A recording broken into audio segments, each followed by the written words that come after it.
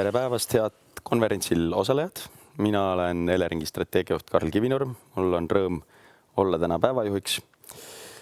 Ja mul on teilt hea meel tervitada varustuskindluse veebikonverentsil. Loodetavasti vaatate te meid üle kas ERR-i või Postimehe portaali. Ja siinkohal ma kohe ütlen alguses avasõnadena ära, et küsimusi on kõikidele tänastele konverentsi osalistele võimalik esitada Eleringi kodulehelt elering.ee ehk et kaasamõtlemiseks kindlasti logige ka sinna sisse, et kõikidele osalistele oma mõtteid ja küsimusi väljendada.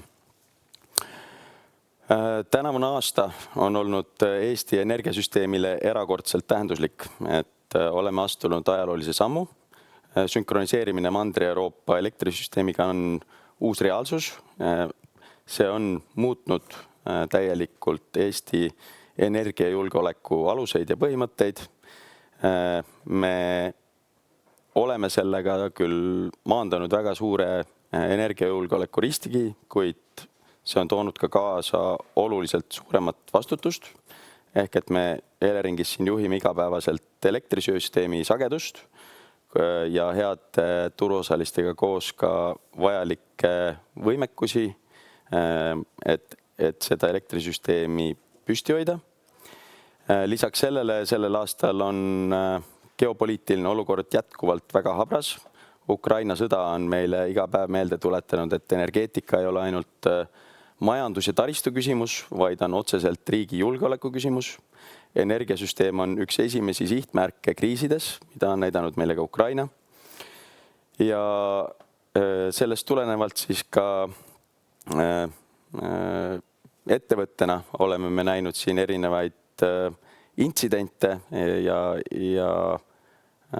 taastanud erinevaid välisühendusi, ehk et see ei ole ainult Ukraina küsimus, vaid ka reaalselt meil siin täna kohapeal. Ja kolmanda suure asjana, mis kindlasti seda aastat veel iseloomustab, on üle pika aja Euroopas ulatuslik elektrikatkestus Hispaanias ja Portugalis, mis näitab seda, et ka väga tugevalt ja tugeva infrastruktuuriga piirkondades võivad asjad juhtuda. Ja selle mõju on miljonitele tarbijatele. Need kõik sündmused rõhutavad, et kui oluline on, et me varustuskindlusest räägiksime praktiliselt ja valmisolekupõhiselt, mitte teoreetiliselt. Just täna olemegi selleks siia kogunenud, et kolme esineja kontekstis saada ülevaade esmalt elektrisüsteemi seisukorrast, siis vaadata riigi pikaajalisemaid plaane varustuskindluse vaatest ja viimasena hinnata ohte, mis võivad tulla väljaspool energiasektorit, kuid mõjutada seda otseselt. Ja korraldusliku poole pealt veel korra tuletan meelde, et kõiki küsimusi on võimalik Eleringi kodulehel küsida. Kõike, mida me ei jõua siin otse küsida esinejatelt, proovime hiljem vastata ka kirjalikult. Ja sellega ma annangi juba üle sõna esimesele esinejale, kes on Eleringi juhatuse esimees Kalle Kilk, kes tutvustab värsket varustuskindluse aruannet ja selle põhisõnumeid. Palun, Kalle. Ja tervist kõikidele energeetikahuvilistele.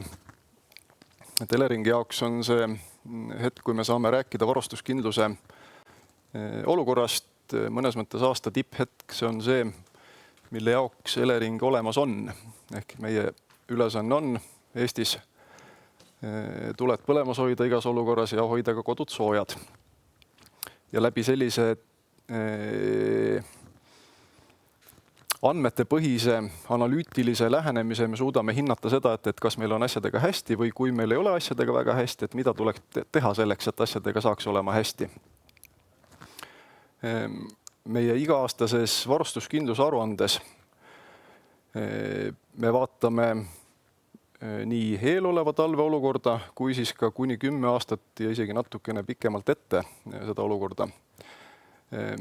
Aga enne kui ma räägin sellest varustuskindluse aruandest endast, võib-olla lihtsalt konteksti loomiseks, et mismoodi Elering mõtleb. Kui meil see ülesanne hoida tulesid põlemas Eestis on olnud tegelikult pikka aega, et see ei ole mingi uudis kellelegi, me ise teame, mille nimel me tegutseme. Me oleme enda jooksva aasta strateegiaprotsessis üle vaadanud natukene aktsendid. Ja see väljendub ka tegelikult meie missioonis. Et me oleme oma missioonis rohkem tahtnud väljendada seda, et me ei proovi tulesid ja kodusid silmas pidada mitte ainult ilusatel päevadel, siis kui probleeme pole, tavapärastes olukordades, vaid et me peame mõtlema igasuguste erinevate olukordade peale. Ja see natukene on ka tänase selle konverentsi teema, et paraku see olukord ümberringi meil selline on, et me ei saa loota ainult selle peale, et ainsad probleemid, mis elektrisüsteemis ja gaasisüsteemis võivad tekkida, on ainult tehnilised rikked. Et ilmselgelt on oht, et on midagi lisaks. Ehk siis, et see on see meie kontekst, millest me lähtume, et me ei pruugi ainult ilusa päeva jaoks varustuskindlust tagada, vaid me peame vaatama julgeolekut laiemalt ja mõtlema siis ka nendele võimalikele loodetavasti mitte esinevatele, aga võib-olla esinevatele olukordadele. Nüüd varustuskindluse aruande juurde minnes. Varustuskindluse aruande enda põhifookus on sellel klassikalisel energiatrilemmal siis ühe samba peale, et missugune on see puhtalt varustuskindluse pool. Aga oluline on siin juures ikkagi silmas pidada seda, et me ei soovi saada varustuskindlust iga hinnaga.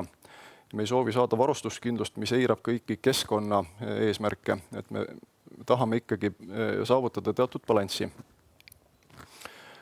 Ehk siis, et kui on varustuskindluse tagamisel võimalik teha valikuid, siis me teeme need valikud, mis on samaaegselt keskkonna mõttes säästlikud, kui ka tagavad, et me ei kulutaks ühiskonnana raha liiga palju. Siin sellel slaidil on näidatud ka seda olukorda, mille vastu me tegelikult ennast ju hindame, et kui me tahame aru saada, et kas Eestis on energeetika mõttes hea elada, siis me võrdleme ennast paratamatult lähinaabritega. Täpselt nii, nagu riigi üleüldine energeetika tahab ennast positsioneerida teiste vastu soodsasse kohta. Et see on kindlasti asi, mida me hoiame taustal. Aga nüüd konkreetselt varustuskindlusest endast rääkides, siit slaidilt on tegelikult välja lugeda ka see, et varustuskindlus ei ole väga lihtsasti defineeritav asi, et me selleks, et aru saada, kas terviklikult on varustuskindlus hea, me peame hindama selle erinevaid komponente. Ja nende komponentide hulgas on 5 detailsemalt välja toodud niinimetatud sammast, millest ma siis järgmise paarikümne minuti jooksul natukene lähemalt räägin. Ja hüppangi kohe selle esimese samba sisse, mis esimene sammas on siis see, mis hindab terviklikust pildist seda, et kas elektrijaamasid on piisavalt selleks, et igal ajahetkel tarbijad saaksid oma elektrikoguse kätte.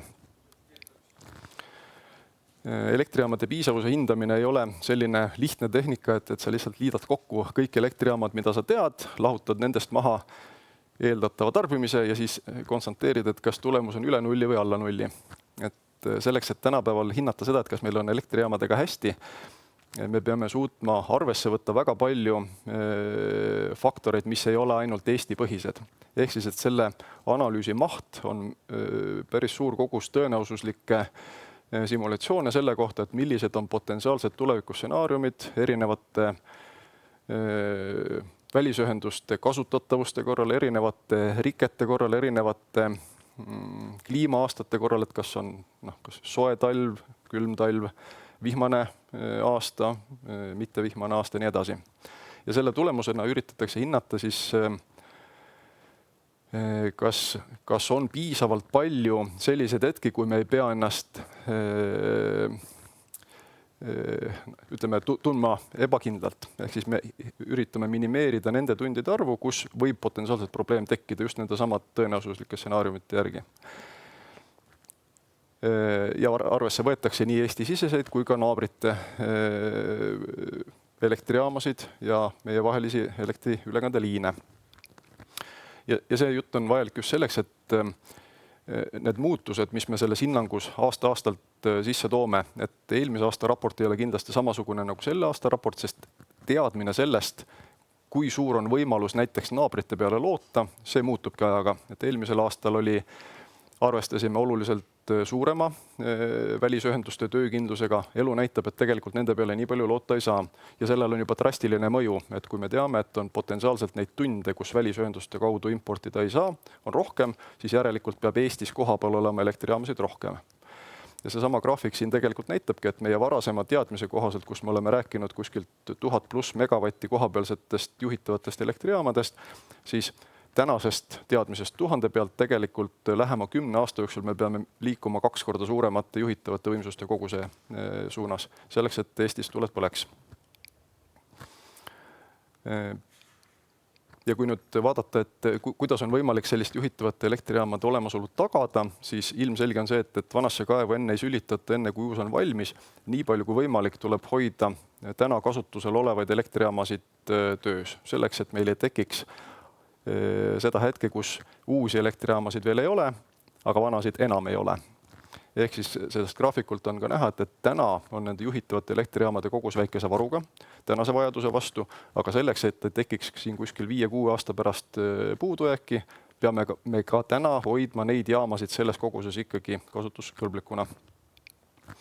Ja samal ajal me peame väga kiirel sammul siis hakkama liigutama selleks, et tagada, et 10 aasta pärast oleksid ka uued elektrijaamad piisavas koguses olemas. Siin on toodud lihtsalt selline hüpoteetiline stsenaarium, et juhul kui mingisugune kogus tulevikus tuleb süsteemi juurde salvestust, siis osa sellest juhitavate võimsuste vajadusest on võimalik salvestuse poolt katta. Kõik, mida salvestus ei katta, peab siis olema kaetud elektrijaamade poolt.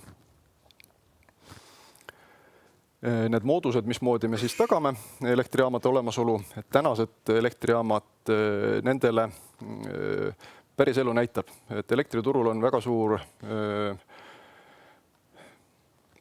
nii suur efektiivsus, mida ei suudatud selle disainimisel ilmselt ette näha, et see, mida rohkem turule tekib väga soodsa tootmiskuluga elektrijaamasid, seda rohkem suruvad välja nad turult aja mõttes kallima tootmisega elektrijaamasid, täpselt nii, nagu me siin Eestis näeme, et meie põlevkivi elektrijaamad saavad turule väga harva.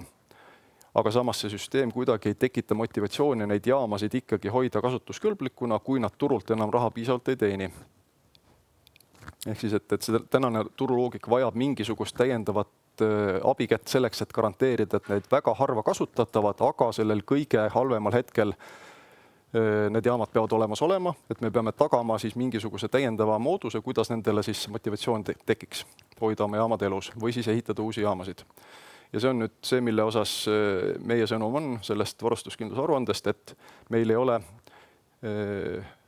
pääsu, me peame eraldi seisvana hakkama olemasolevad elektrijaamasid hoidma eluvõimelisena ja tekitama mingisuguse mooduse, mille kaudu tulevad uued elektrijaamad turule. Ja meil ei ole selleks sugugi liiga palju aega. Elektrijaamade ehitus võtab väga palju aega. Aga järeldus on ikkagi see, et käesoleva talve kontekstis on meil jaamasid piisavalt, üleliia muretsema ei pea. Muretsema pigem ette, et meil ei tekiks probleem tulevikus.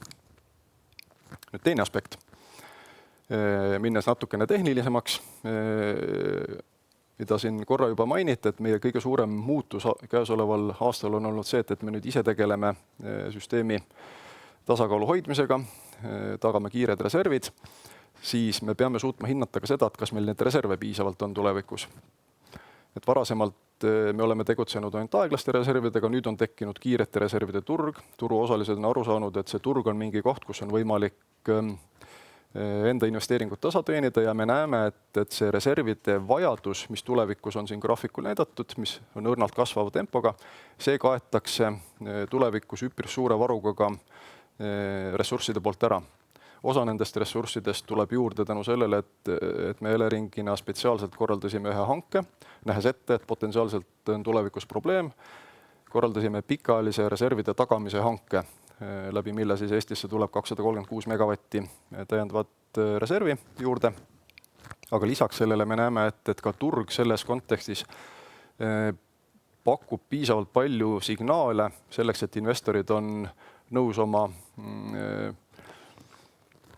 investeerimisotsuse ära tegema uue asja ehitamiseks. Et me näeme, et akusid ehitatakse juurde, me näeme, et selliseid kombineeritud paigaldisi tehakse väga palju, kus kombineeritakse soodsa tootmiskuluga energiaallikad, näiteks päikese- tuulepargid, kombineeritakse siis salvestuslahendustega, mis annavad nii eelmisel slaidil olnud juhitavate võimsuste kontekstis meile kasu, aga eelkõige annavad meile juurde süsteemi jaoks seda kiiret juhitavust, mis siis meie valves olevale vahetuse ülemale on hea uudis. Et tal on vahendeid tagamaks, et kui süsteemis mingisugune kiire reservivajadus tekib, et tal on kuskil see nupust käivitatav reserv olemas. Kolmas aspekt, millele me varustuskindluse aruandes tähelepanu pöörame, on süsteemi stabiilsus. Ja see on natukene erinev sellest, mis ma enne rääkisin, et süsteem peab olema tasakaalus, aga elektrisüsteem on selles mõttes hästi keeruline organism või kooslus, et seal on väga palju selliseid nähtusi, mida tegelikult normaalses olukorras ükski inimene ei pea nägema, ei pea tundma, aga kui nendega ei tegeleta, siis võib juhtuda sama asi, nii nagu juhtus siin kevadel Hispaanias. Ehk siis, et kui süsteem muutub, süsteemis mingisugused tulevad teistsugused elektritootmisseadmed, tulevad teistsugused riikidevahelised ühendused, siis need pisikesed üleminekuprotsessid, mis süsteemis pidevalt toimuvad, neid nimetatakse dünaamilise stabiilsuse efektideks, et sellised efektid peavad olema piisavalt hästi ära hallatud selleks, et uues süsteemis ei tekiks nii tugevaid ilminguid, et need põhjustaksid juba mingisugused kaskaadseid sündmusi. Et Iberia juhtum oligi hea näide sellest, et seal ei läinud tuksi mitte üks asi, vaid et läks 10+ erinevat halba asjaolu langesid kokku. Asi algas ebastabiilsest olukorrast, aga asi eskaleerus sinnamaani, et kogu Hispaania oli pime. Ja meie stabiilsuse tagamine natukene tuleneb ka sellest, et kuna me oleme väga suures mahus teinud süsteemi ümber, me oleme Venemaa süsteemist ennast lahti võtnud, et piltlikult võttes, kui meil enne oli selline hästi paljude jalgadega laud, nüüd on meil 3 jalaga taburet. Et ta on iseenesest väga stabiilne, 3 jalaga taburet on kõige paremini tasakaalus püsiv objekt, kuni teda keegi ei kõiguta. Ja meie peamegi hoolitsema selle eest, et selliseid sündmusi, mis kõigutakse seda taburetti, oleks võimalikult vähe, et me suudame juba piisavas mahus need sündmused ennetada. Et süsteemi muutusega peab alati see hall ajumass alati püüdma ennetada kaasnevaid asjaolusid. Ja selle juurde käib ka see, et meil on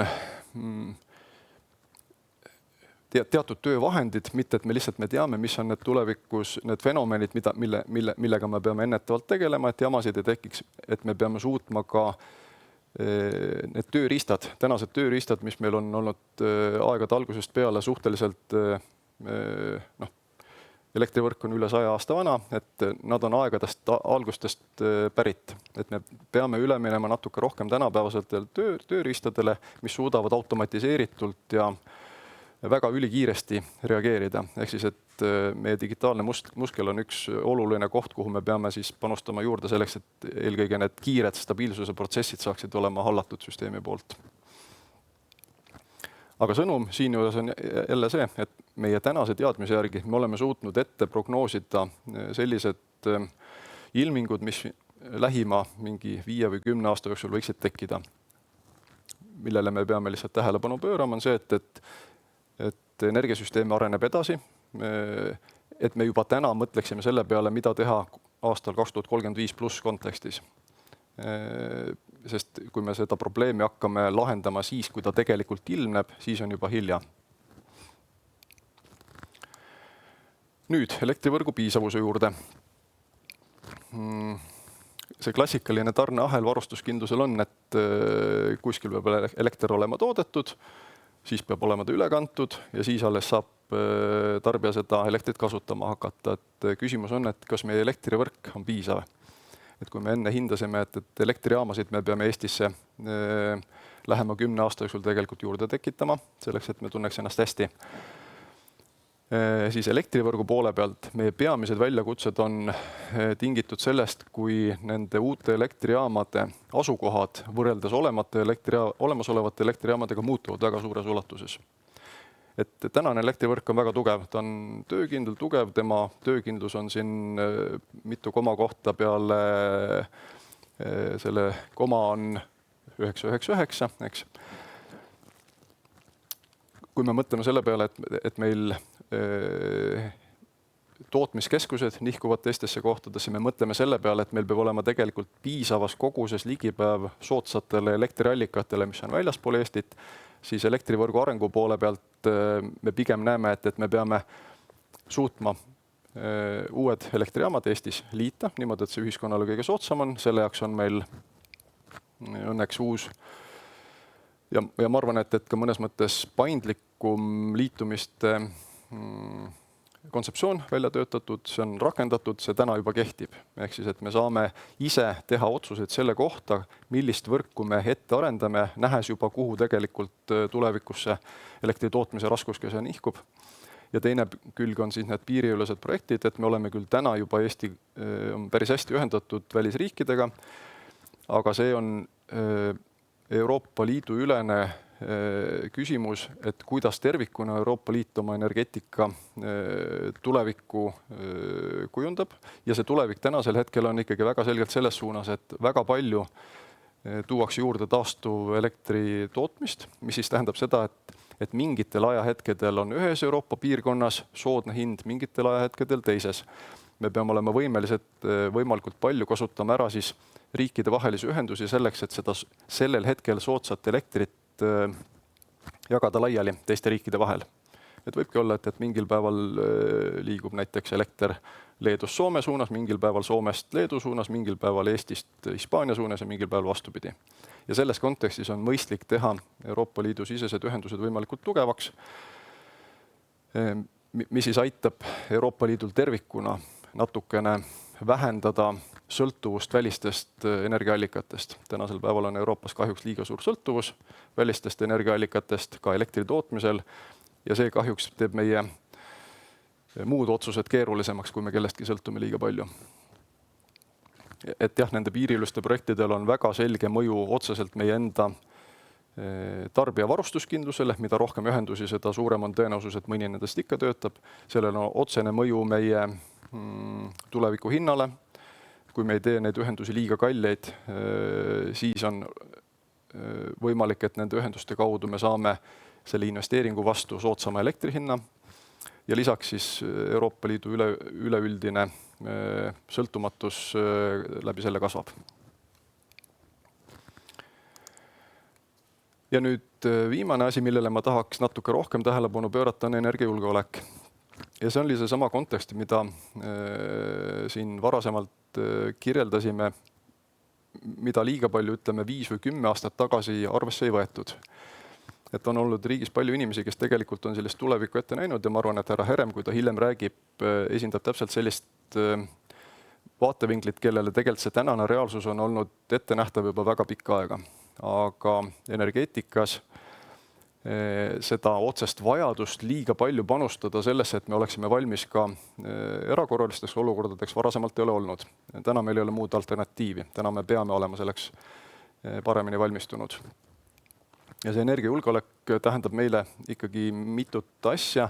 Esimene asi, mis on natukene seotud nende samade elektrijaamadega, millest ma rääkisin esimesel slaidil.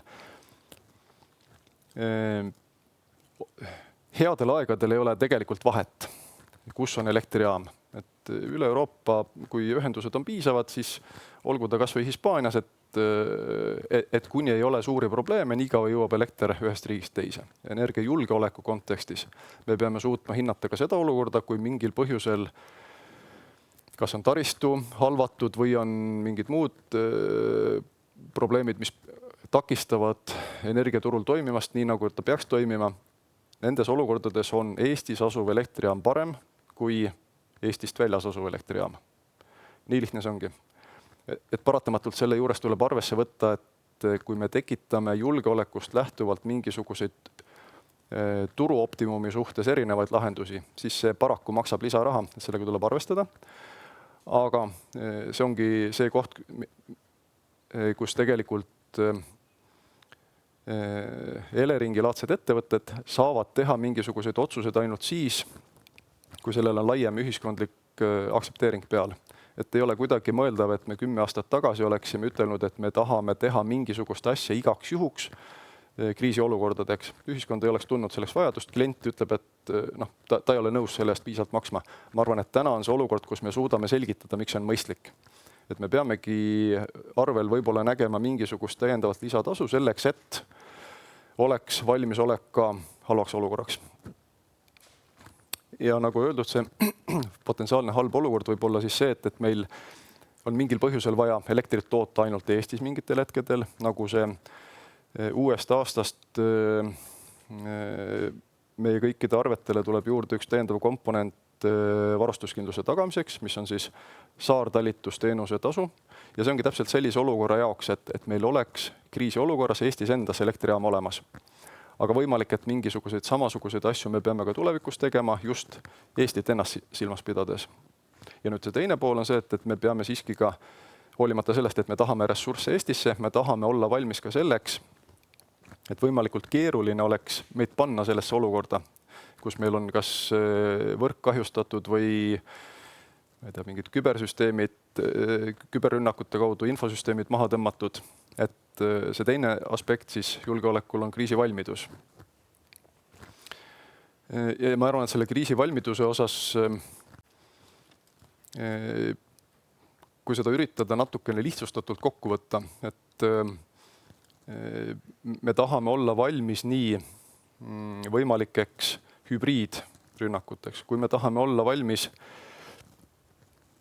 ka millekski natukene enamaks võib-olla. Aga lihtsalt me peame iseendale teadvustama, et see valmisolek ei tähenda seda tingimata, et me suudame kõiki võimalikke tuleviku ohte ära hoida. Me peame tegema tegelikult nende ohtude realiseerumise võimalikult keerukaks. Et see võtaks liiga palju ressurssi, et meile väga palju kurja teha. Ja kui meile juba on kurja tehtud, siis me peame võimalikult kiiresti suutma need tagajärjed likvideerida. Ehk siis, et jämedalt me suudamegi panustada 2 ennetamisse ja võimalikult kiiresse igasuguste rikete likvideerimisse. Ja siin võib-olla ongi hea pärast hiljem kuulata, et millised näited on Ukraina pealt meil endal võtta olnud. Me oleme väga palju enda kriisivalmiduse programmi koostamisel tegelikult sellest juba õppust võtnud. Ja seal ongi, et on päris palju meetmeid, mida tegelikult, mis on hästi mõistlik teha juba sellises päris konfliktid situatsioonis, aga nad toimivad väga hästi ka ennetavate meetmetena ja ei ole selle jaoks ka liiga ülemäära kallid. Ehk siis, et me täna üritame teha kombinatsiooni, kus võimalikult väikese raha ja pingutuse eest on võimalikult laia kaitset võimalik saavutada ja võimalikult kiiresti reageerimisvõimet. Nii, siis õppetundide poole pealt veel. Me oleme üks asi, mida me oleme kindlasti eraldiseisva töövoona endale eesmärgiks võtnud just julgeoleku ja kriisivalmiduse poole pealt, on õppida siis naabrite juures toimunust.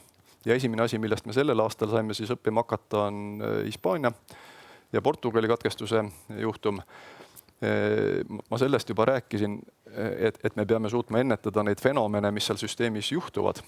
Aga paraku tuleb endale anda aru, et mitte ükski süsteem ei ole 100% lollikindel, isegi kõige paremate ajude korral.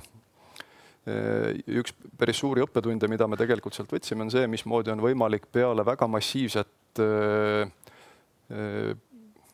pimendust, võib seda vist nii öelda, elektrisüsteemi kustumist, kuidas on võimalik siis võimalikult kiiresti ühiskondlik normaalne toimimine taastada. Ja seal on väga hea näide meile, et meie kolleegid Hispaanias, Portugalist lahendasid selle olukorra ülikiiresti ja see on nüüd üks koht, kuhu meie lähematel aastatel tegelikult tahame rohkem tähelepanu pöörata, et meil selliseid väga paindlikke ressursse tänasel päeval ei ole, mis suudaksid süsteemi nii kiiresti taastada, kui mingi suurem jama on. Mõtleme selle hoolikalt läbi, et kuidas seda teha. Et võib järjekordselt tähendada, et selle valmisoleku tekitamine on nii nagu ikka natukene küsimus sellest, et kui palju me seda suudame endale lubada, aga umbes samasugune küsimus on meil ju tõesti tavalise inimesena ka, et kui ma elan kuskil kaugemas metsatalus, kas ma olen valmis selleks, et mul läheb elekter ära ja ma ootan, kuni seda liini parandatakse, või siis ma tegelikult teen midagi ennetavalt, kuna mul on piisavalt oluline, et mul oleks elekter kogu aeg olemas ja ma näiteks investeerin endale varugeneraatorisse. Et sellist tüüpi mõtlemine on meil tegelikult selle aasta kogemuse põhjal ees. Aga selles osas käesolevas varustuskindluse aruandes me lihtsalt tõdeme, et meil on üks lahendamist vajav küsimus täiendavalt nüüd laual. Vastust veel ei ole kahjuks. Nii, aga sõnumina, et ma tasapisi tõmban kogu oma ettekande kokku. Lühike kokkuvõte, ma arvan, minu enda jaoks, ma suudan seda sõnastada umbes 2 lausega, et meil on tänasel hetkel varustuskindlusega veel suhteliselt talutavad lood. Aga me peame hakkama väga kiiresti sammu seadma, et me ei tõdeks siin 5 või 10 aasta pärast, et nüüd on asjad kehvasti.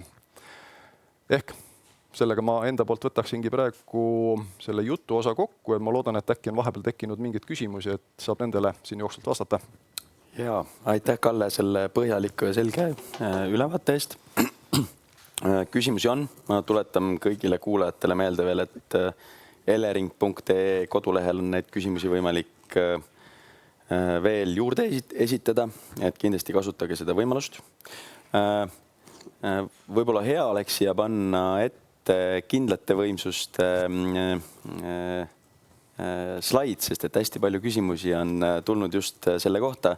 Tundub, et meie kuulajad juhtimisvõimekuste ja võrgu toimimise osas tunnevad ennast selle presentatsiooni põhjal jätkuvalt kindlalt, et seda näitab ka selline hea statistika, mis on 99,999%. Aga võimsuste kohta on tulnud päris palju küsimusi. Et esimene, mis on kõige rohkem selliseid laike siin saanud, on see, et miks hangime uusi juhitavaid võimsusi alles aastaks 2035. Kas tõesti ei ole võimalik hankida kiiremini? Ja selle sama küsimuse kohta on tulnud ka teise nurga alt küsimus, et kui sagedusreservide hange viidi läbi 25 aastal, siis ja plaanitakse uut meedet alles 29-30, et miks me ootame nii pikalt? Väga kohane küsimus. Sellele küsimusele vastamisega me tegeleme ise majas sees ka igapäevaselt. Et siin on 2 asja, mida me tegelikult omavahel optimeerime. Et on küsimus sellest, kas olemasolevate jaamade käimas hoidmine on ühiskonnale soodsam kui uute jaamade ehitamine või mitte. See on esimene küsimus. Ja tänasel hetkel meie hinnang on see, et kui me vaatame seda sama saartalituse teenuse tagamise hanget, mis me siin natuke aega tagasi läbi viisime, siis selle tulemusele saadud natuke üle 1000 megavatile aastane hind kuskil 60 miljonit suurusjärk. Kui me võrdleme seda sellega, kui meil oleks täiesti uued elektrijaamad ehitatud ja me teeksime nende vastu mingisuguse garantiilepingu, et meie arusaam on, et tänasel hetkel siiski olemasolevad elektrijaamad on mõistlik selle hinnaga hoida pigem töös, et see on odavam ühiskonna jaoks. Küll aga siin tuleb just see teine pool mängu, et me ei suuda väga hästi prognoosida, see on nii nagu vana auto üleval hoidmisega, et ühel hetkel selle vana auto üleval hoidmisega, kui sa pead talle hakkama mootori kapremonti ja käigukosti välja vahetama, et siis võivad need kulud minna tegelikult päris järjelt üles. Ja me tahame ennetada seda, et olemasolevate jaamade aastased kulud läheksid suuremaks kui uute jaamade kulud. Ehk siis, et ma olen täiesti nõus, et me tegelikult töötame siin välja ka varuplaane, alternatiivsed plaane selleks, et kuidas oleks äärmise häda korral võimalik liikuda kiiremini. Sest see tavapärane tempo eeldab seda, et me teeme kõigepealt nii nagu Euroopa Liidus ette nähtud on, et kui tehakse mingi mehhanism, mis on erinev tavapärasest turuloogikast, siis peab olema selleks ilusasti põhjendused valmis, taotletud riigiabi luba ja siis läbi viidud korrektne hange. Et kui seda kõike teha niimoodi by the book, siis lähebki aega. Ja selle tee me loomulikult võtame ka ette, aga me üritame leida siin mingeid muid kiiremaid lahendusi. Tundub, et see graafik vajab veel mõnevõrra selgitamist.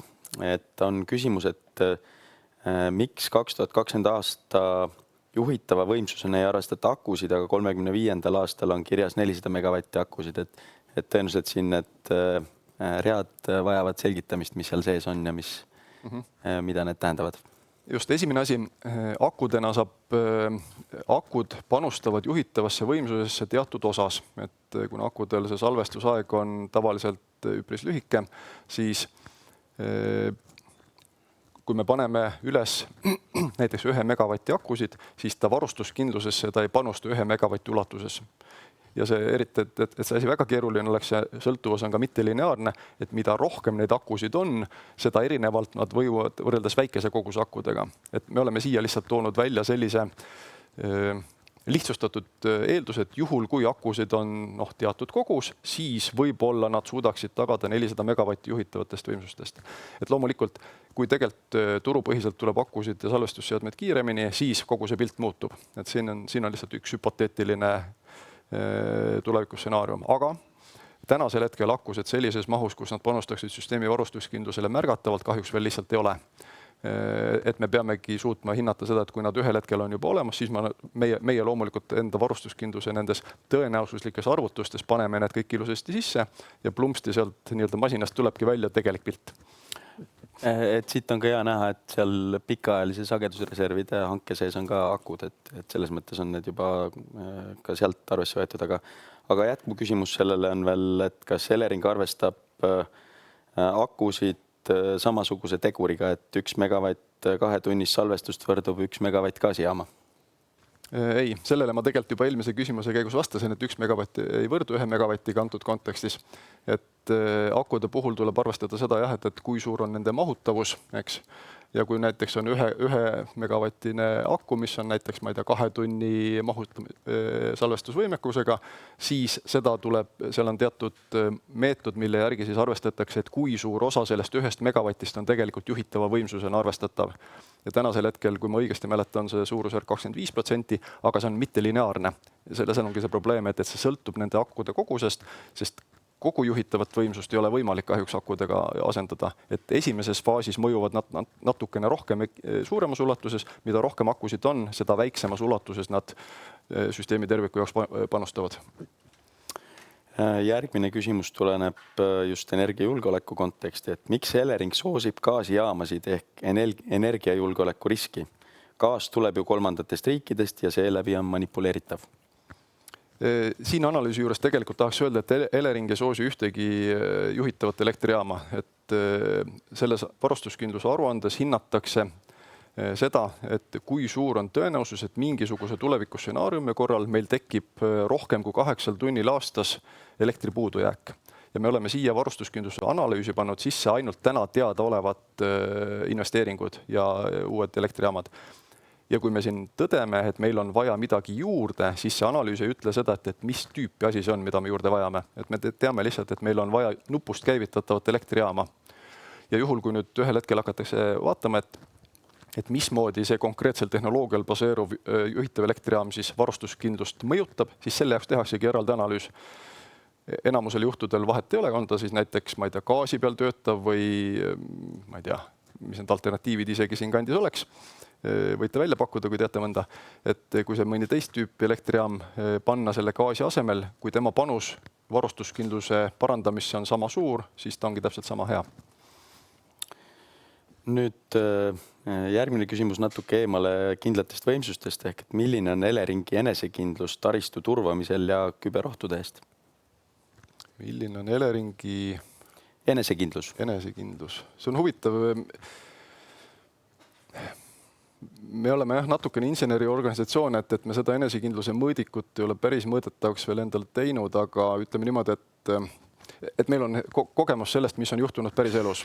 Eks? Ja me teame enam-vähem, millega me suudame hakkama saada, millega mitte. Et ma arvan, et umbes selline vastus ongi.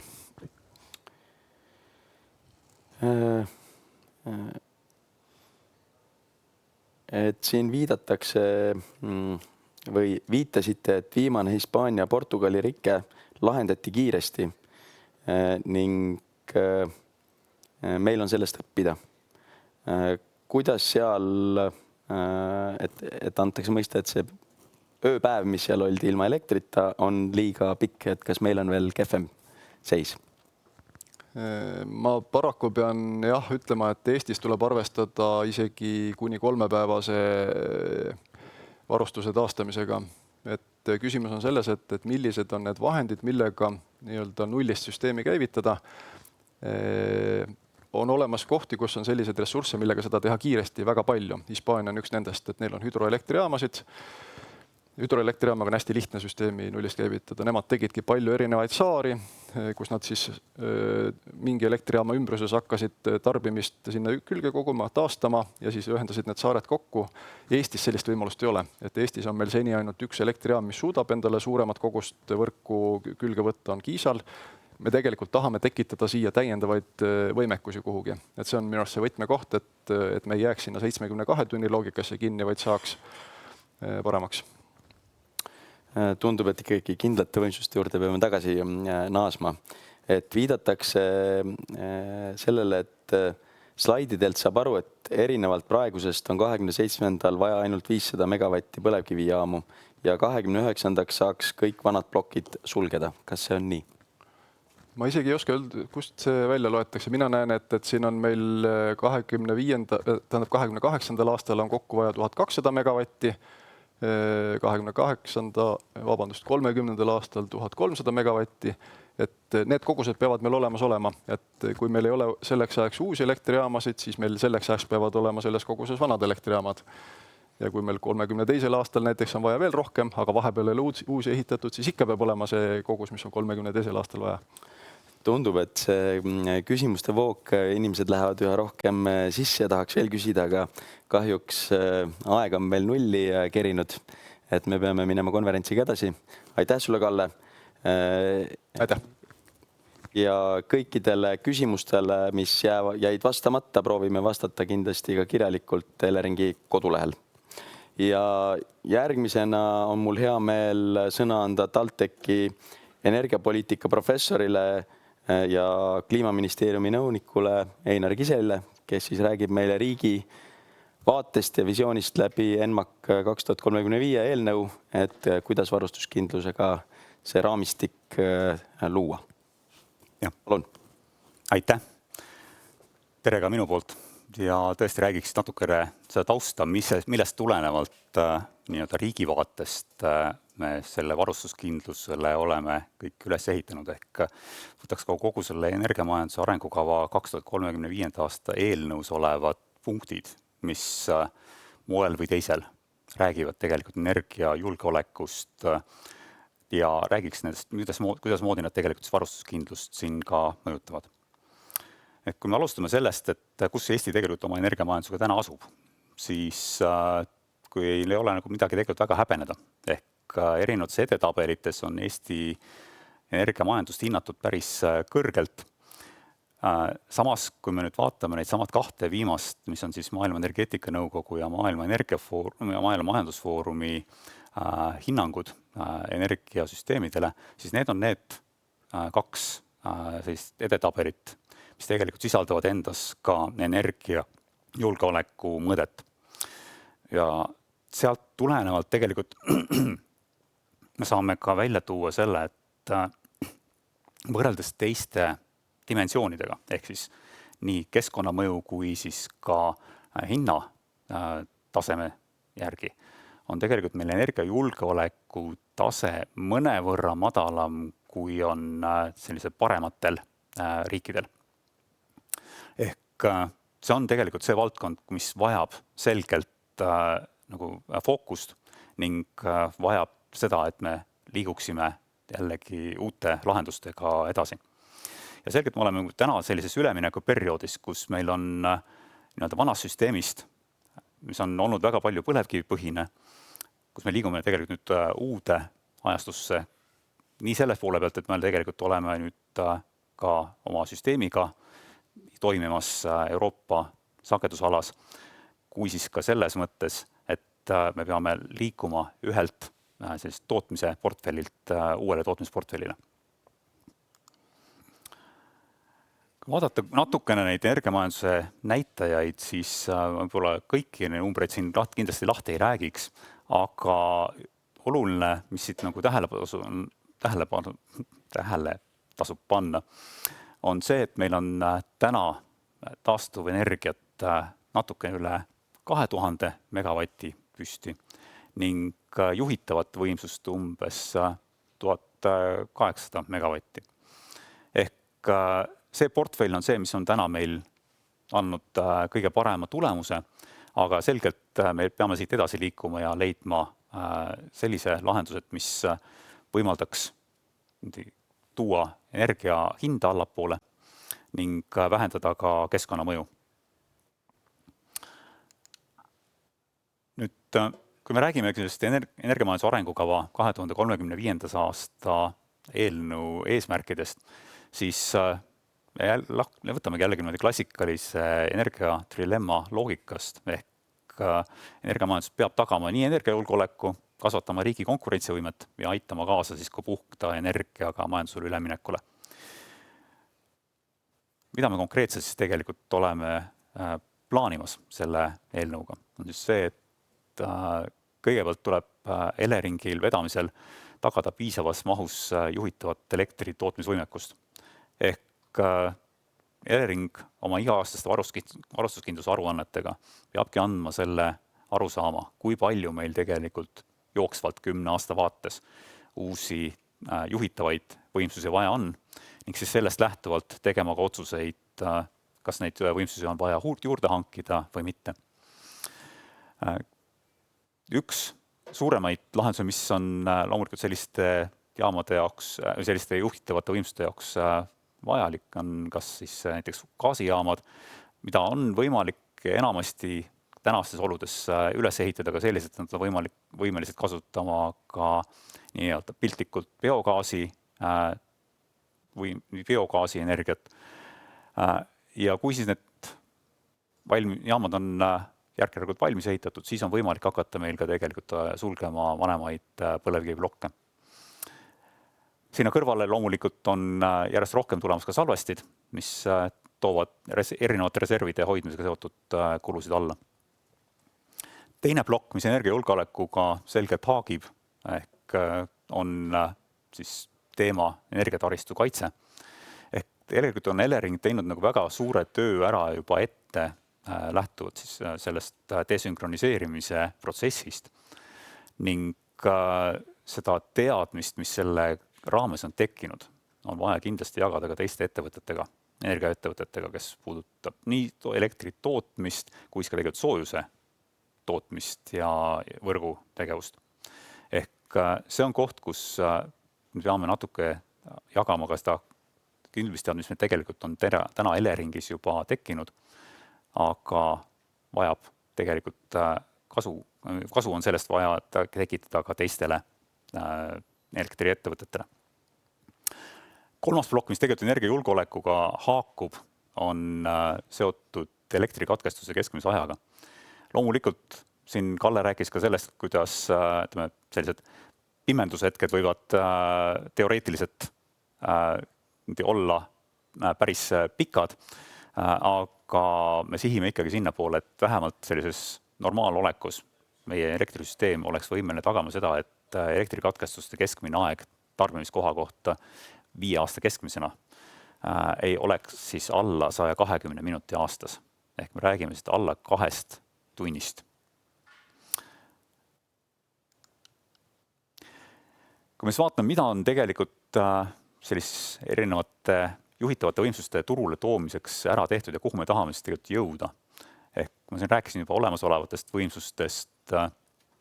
Elektrivõrk samamoodi on tegelikult meil täna piisavalt tugev, et takata ära tagased nõudlused.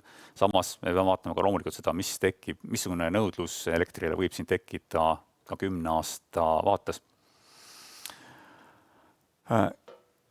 Tegelikult sel aastal sai tehtud lisaks desünkroniseerimisele väga palju ka olulisi muid samme, ehk nii sagedusturgu käivitamine, nii siis hanked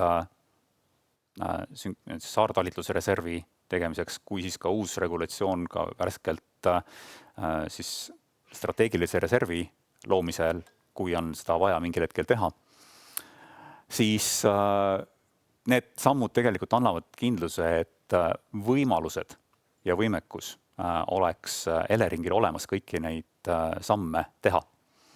Ehk see uus raamistik annab Eleringile väga suured osas sellise juhtrolli ehk tagada Eestis energiajulgeolek. Ning jah, siin kui vaadata pikemat perspektiivi, siis siin Kalle tõi selle 2100 megavati selle pildi nagu välja.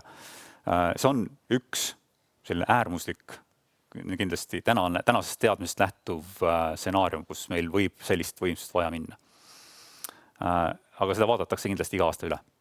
Et kui palju meil tegelikult 2035. aastal seda võimsust vaja on, seda peabki tegelikult Elering oma varustuskindluse aruandega iga-aastaselt jälgima ja andma oma hinnangud.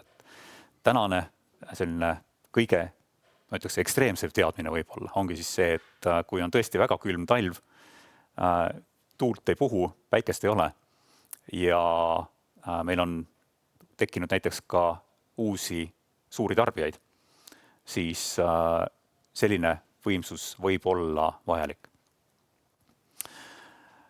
Sinna kõrvale panna ka loomulikult ka see, et meil on vaja vaadata, et kas ja millises ajaformaadis on meil vaja luua uusi ühendusi teiste riikidega selleks, et kasvavat elektritarbimist ja ka kasvavat tootmist paremini ära varustada ja kasutada.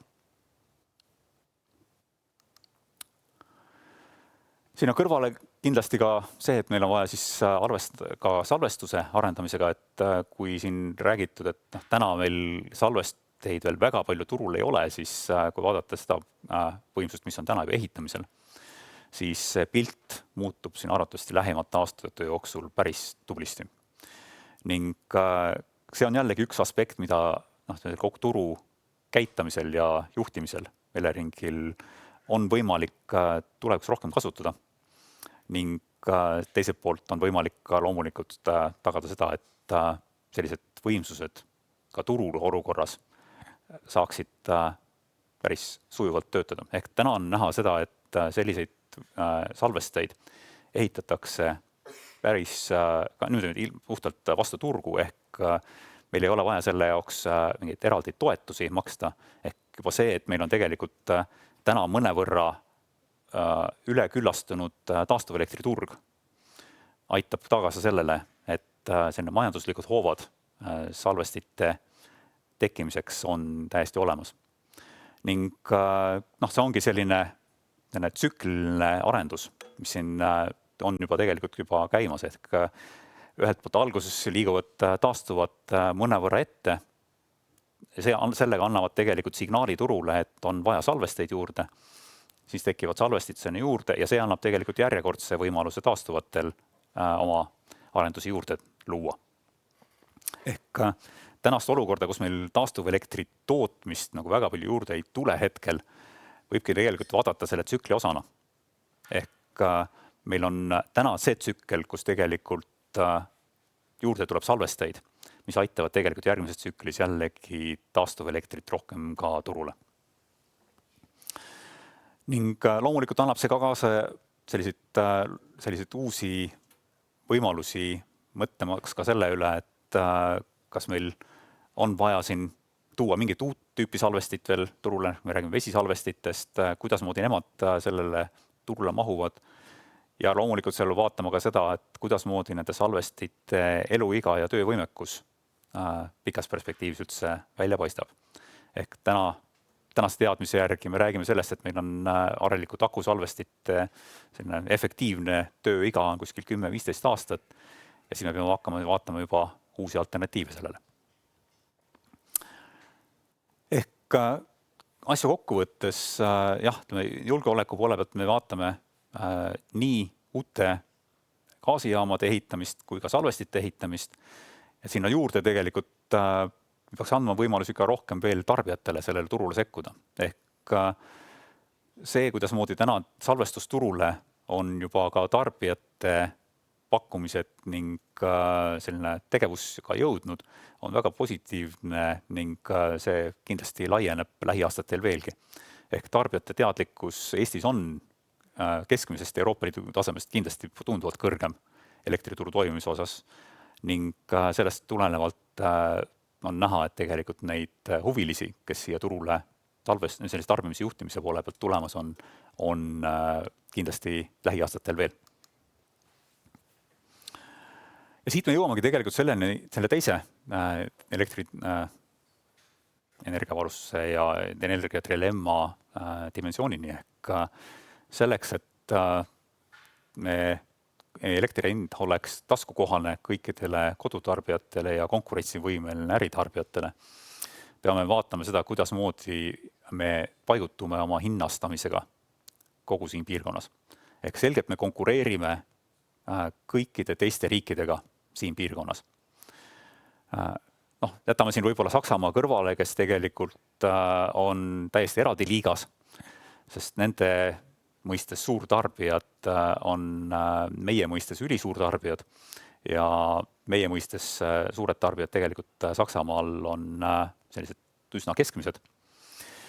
Aga me peame vaatama seda, milline on meie investeerimiskliima, meie hindade taskukohasus võrreldes teiste Põhjamaade ja Baltimaadega ja Poolaga. See on see koht, kus me tegelikult konkureerime kõikide teiste investeeringute vaates. Ning kui siin on palju küsitud tegelikult ka selle kohta, et kuidas moodi mis tegelikult seda konkurentsivõimet parandama hakkame. Et siin on näha see, et meil on täna kodutarbijate puhul elektri hind juba selline 6 riigi keskmisega võrreldes madalam kõikides tarbijagruppides. Siis äritarbijate poole peal on suuremate elektritarbijate puhul. Ehk siis piltlikult öeldes nende elektritarbijate puhul, kes on suuremad kui üks supermarket, nende puhul on elektri hind Euroopa 6 riigi keskmisest täna kõrgem. Ja sellega peaks siis tegelikult me lähiaastatega tegelema. Samas, ma tooksin välja nagu selle väikse nüansi siin, et see on 2024. aasta pilt. See on see aasta, kus tegelikult väga paljuski meie elektri hinda mõjutasid Estlink 2 häired ja väljasolek. Ja kui nüüd ma vaatan nagu tegelikult huviga seda, et milliseks kujuneb 2025. aasta teise poolaasta keskmine elektri hind Eestis. Ja on näha, et ta tegelikult on olnud üsna konkurentsivõimeline selles tänases piirkonnas.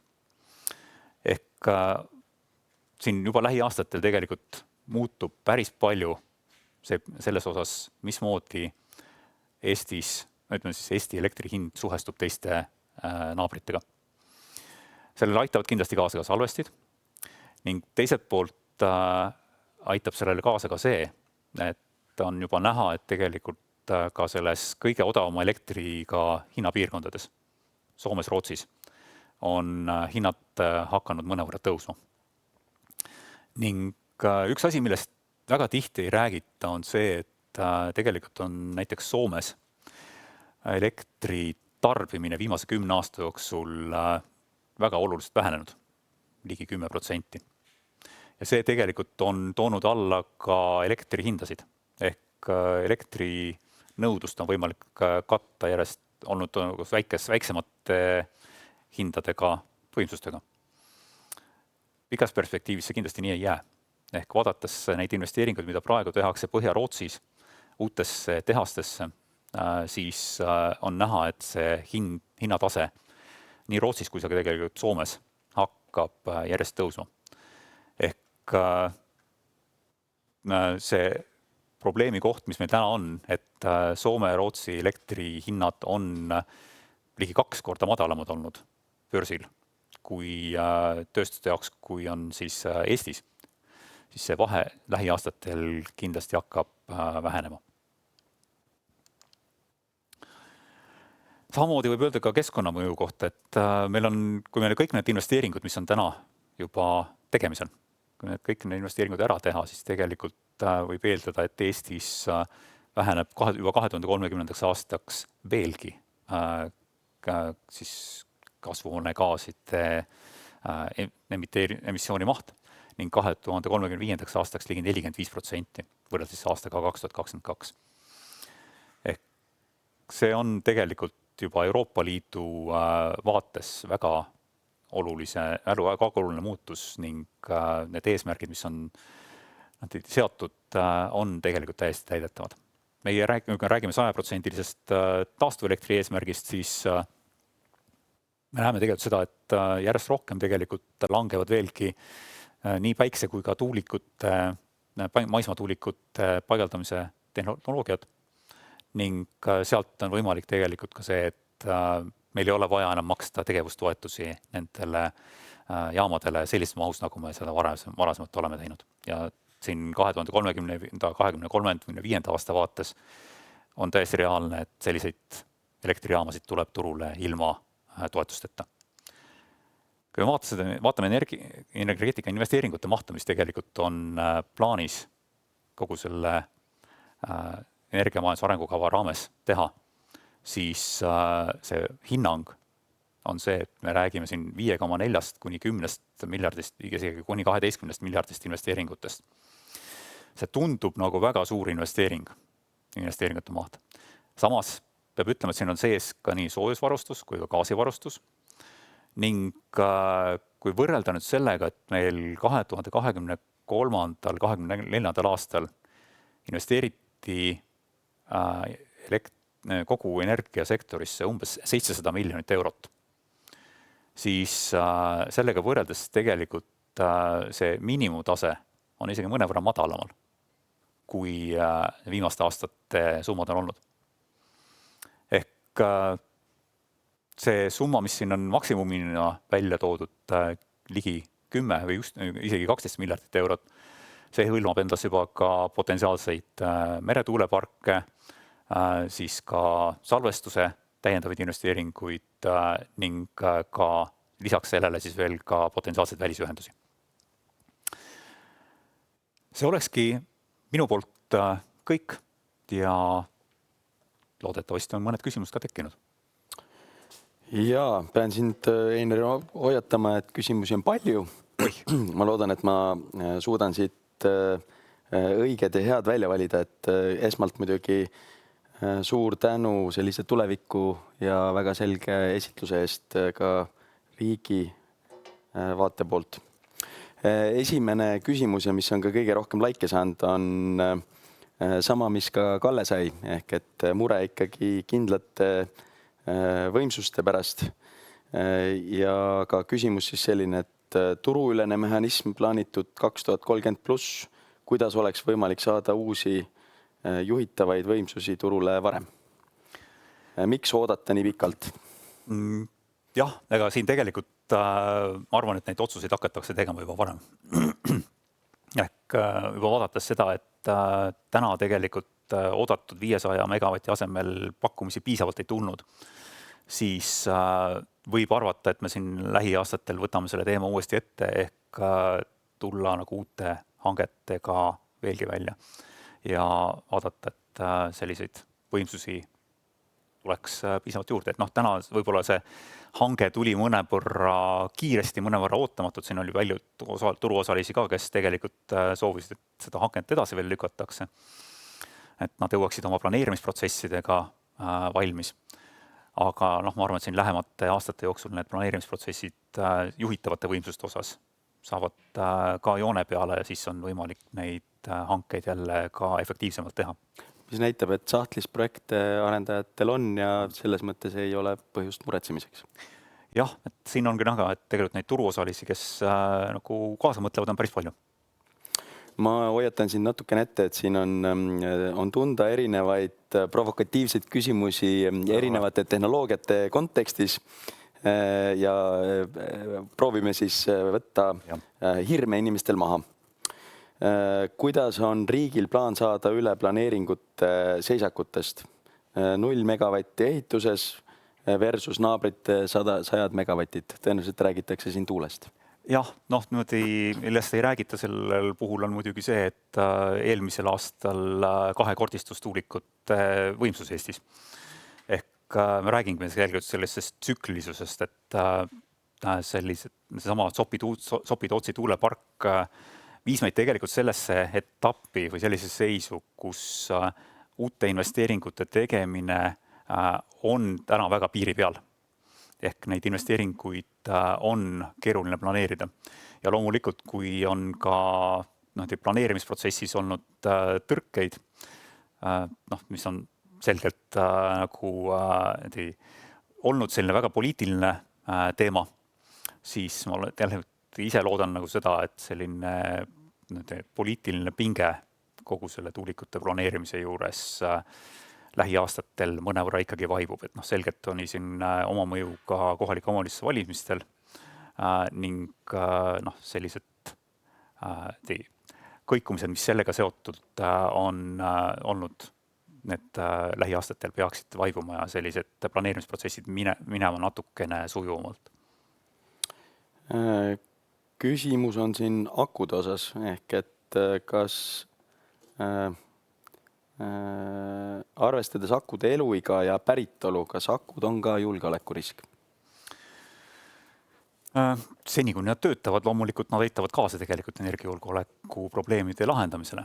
Ehk ma ei ütleks, et nad nüüd mingisugune täiendav risk on. Täna on see, et me võime võib-olla tõesti nagu analüüsida nagu seda vaadet, et kas meil on väga pikas perspektiivis mõistlikum panustada ka vesisalvestitesse versus sellele, et me iga 10 või 15 aasta tagant peaksime hakkama akusid välja vahetama. See on see küsimus, mis on tegelikult niikuinii laual ja tuleb eraldi läbi käia. Ehk siin on julgeolekuohuks ma akusid kindlasti ei nimetaks. Kohe selle peale on teine küsimus kohe ka vesisalvesti osas. Et meede vesisalvesti, kas see tähendab, et riik on teinud energiapoliitilise otsuse tehnoloogia valikute kohta ning tehnoloogia neutraalsuse põhimõte ei kehti? On projekte, mille puhul me saamegi rääkida sellest, et kui tuleb üks projekt, siis on seda juba piisavalt. Ning vesisalvesti või tuumajaamade projektide puhul me teamegi tegelikult seda, eks ole, et see põhiprobleem nendega on see, et nende tegelik eluiga, tehniline eluiga on 60–100 aastat ja samas, kui nad tahavad teha investeeringuid, siis laene tänases sellises finantsmaailmas antakse neile ainult 20 aastaks. Mis tähendab seda, et esimesel 20 aasta jooksul on nende toodang või elektri hind, mis talt täishinnana välja tuleb, on väga kallis. Ja nad ei tulegi tegelikult, investorid ei tee selliseid investeeringuotsuseid. Isegi siis, kui neil endal on selline 60 või 100 aasta vaade. Ning see käendusmeede, mis siis on praegu arendamisel, ongi tegelikult selleks, et vähendada selliseid investeeringutega seotud riske ja anda tegelikult ka laenuandjatele ehk pankadele paremaid garantiisid selleks, et sellised suhteliselt suure tururiskiga ettevõtted saavad vähemalt oma laenud ära teenindatud. Järgmine tehnoloogia küsimus kohe, et arvestades Eleringi ettekannet ja ENMAK-i, siis millal väljume põlevkivi energeetikast? Hea küsimus. Eks see küsimus ongi nagu sellest, kui kiiresti tekivad asemele meil uued juhitavad võimsused, mis on odavamad. Ja siin ongi, tegelikult teiselt poolt tuleb siin nagu aeg nagu surub ikkagi peale, eks ole, et siin, kui mõtleme nagu selle peale, et 60-ndatel ehitatud lastbussiga ei hakka keegi tegelikult Tallinn-Tartu liini enam teenindama, siis meil täna selline olukord on, kus vajaduse korral sellised lastbussid tuleb nagu välja ajada. Ehk, olgem ausad, nende aeg on tegelikult muuseumis juba, eks ole, et me peame nagu leidma sinna asenduse. Ja järgmisele tehnoloogiale mure küsimus, et kui ülejäänud Euroopa tahab gaasist eemalduda, siis Elering ujub vastuvoolu. Isegi ei näe alternatiivi. Mis on Kliimaministeeriumi suunised? Suuniseid me kindlasti selles osas ei taha anda, aga mis ma nagu tahaks nagu tähelepanu juhtida on see, et kui me räägime gaasi kasutamisest, siis meil on järjest rohkem tekkimas turule ka biogaasi tootjaid. Ehk juba siin 2-3 aasta pärast, kui need uued gaasijaamad valmis saavad, on meil tegelikult biogaasi poole pealt päris palju tarnijaid. Ja siis sõltub juba tegelikult sellest, milline on gaasi hind, milline on süsiniku kvoodi hind turul. Ning ma ei välistaks üldse seda, et mõne aasta pärast on meil gaasijaamades kasutusel peamiselt biogaas. Siit ka kohe järgmine küsimus, et kas Eesti energiamajanduse eesmärke oleks võimalik saavutada ilma suuremahulise vesinikumajanduse tekkimiseta? Kindlasti. Ehk vesiniku puhul me alati peamegi arvestama sellega, et see on selline potentsiaalne tulevikutehnoloogia, aga kui teda ei ole, siis me peame hakkama ilma. Ja nii ongi, et senikaua, kuni vesinik majanduslikult ei ole veel turukõlbulik, siis senikaua peavad olema muud lahendused. Siit on järgmine küsimus ka võrkude kohta. Ehk kas ja kuidas nähakse koostööd Eleringi ja Elektrilevi vahel Eestis ühiselt seatud eesmärkide saavutamiseks just ministeeriumi poole pealt? Kindlasti siin on oma puutekohad olemas, et kui me räägime samast kas või saidi katkestuste, saidi minutite arvust, siis siin on väga suur selline vastastikune mõju. Et kui midagi juhtub Eleringi võrgus, siis see mõjutab kindlasti ka ju Elektrilevi võrku ja siin on võrgu arenduse poole pealt on vaja mõlemal panustada. Ja vaadates, et aeg surub takka, et siis viimaseks küsimuseks, et millised on energiamajanduse seisukohast eelised tulevikus olla elektri netoeksportija? Kas eesmärgid oleks saavutatavad ka olla netoimportija? Ütleme niimoodi, et me oleme tegelikult sellise avatud turul. Et see, kui palju me ekspordime või impordime, sõltub turu olukorrast. Kui ma vaatan kas või sama neid arenguid, mis on toimumas praegu nagu Soome poole peal, Rootsi poole peal ja tegelikult me nägime juba seda, mis juhtus 2024. aasta esimestel päevadel, kus Soome jäi defitsiiti ja eeldati seda, et oodati seda, et Eestist liiguks järjest rohkem elektrit tegelikult hoopis Soome poole. Siis selliseid olukordi suure tõenäosusega võib hakata juhtuma siin veelgi, et kui meil on sellist odavamat elektrit mingitel ajahetkel pakkuda, siis me saame seda kindlasti pakkuda. Mis me saame, juba täna näeme tegelikult, on see, et tuulikute osas või tuuleelektri tootmisel on soomlased täna tegelikult hinnadikteerijad. Aga päikseelektri puhul on täna tekkinud olukord, kus Eesti päikseelektri tootjad saavad tegelikult pakkuda suhteliselt mõistliku hinnaga elektrit ka Soome poole ja Lätis loomulikult samamoodi, sest seal sellist päikseelektri võimsust ei ole. Ehk kui meil midagi üle jääb, siis läheb ka sinna. Et me jõuaksime nüüd aasta kokkuvõttes sellise eksportivaks riigiks, ma täna ei julge nagu midagi lubada, et kui me vaatame neid erinevaid analüüse, mis on tehtud, siis siin turupiirkonnas juhitavatel võimsustel läbi lüüa on päris keeruline, sest nad sisuliselt konkureerivad ju tuuma- ja hüdrojaamadega. Ning nende kõrvalt pakkuda odavat elektrit on keeruline. Aitäh, Heineri! Aitäh! Sisuka ja hea ettekande ja küsimuste ja vastuste eest. Vaadates seda, et küsimusi, et kui palju erinevatel tehnoloogiatel on nii pooldavaid kui vastaseid küsimusi, siis eks Eesti sellise hea hinna ja hea energiajulgeoleku miksi küsimus ongi portfelli õige tasakaal erinevate tootmis- ja juhtimisvõimekuste vahel. Aga siit on minna hea edasi ja mul on suur au anda sõna endisele Eesti Kaitseväe juhatajale, kindralile reservis Martin Heremile, kes räägib siis julgeoleku ohtudest energeetikale Ukraina näitel. Palun. Tere päevast. Kuidas siit lähevad need? Väga hästi. Ja minul on palutud rääkida ohtudest energeetikale Ukraina näitel ja mina olen siis must ronk, et kui siin ennem räägiti siiski aktsepteeritavatest, arendavatest asjadest, siis mina räägin üsna tumedast võimalikust tulevikust, aga ma rõhutan, et ma tegelikult ei taha tekitada mitte niivõrd ängi ja hirmu, vaid rääkida lahendustest. Ja nii kummaline, kui see ka ei ole, siis Ukrainas öeldakse täna, et sõda on üks elamise vorme. See tundub täiesti vastuvõetamatu meie tänases olukorras niimoodi mõelda, aga nii nad elavad. Ja üks näide Hersonist, Herson, mis on rindelinn, sisuliselt ongi ta pooleks. See rinne jookseb selle mööda jõge ja jagab selle linna vaatad kaheks. Hersonis, kui ei ole tund aega elektrit, siis inimesed hakkavad helistama linna administratsiooni ja küsivad, mis toimub, kus on meie elekter. Nii et sõda on üks elamise vorm.